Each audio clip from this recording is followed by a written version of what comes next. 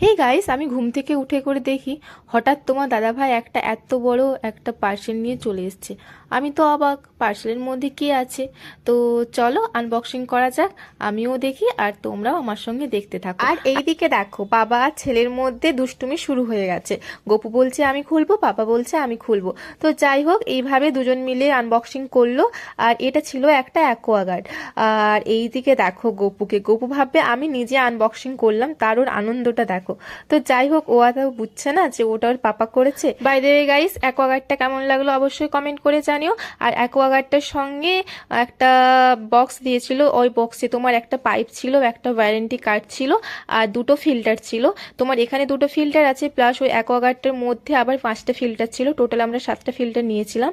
তো যাই হোক, আজকে এর মিনি ব্লগটি কেমন লাগলো অবশ্যই কমেন্ট করে জানিও। আর সবাই ভালো থেকো, সুস্থ থেকো, দেখা হচ্ছে কাল একটা নতুন ভিডিওর সঙ্গে। বাই।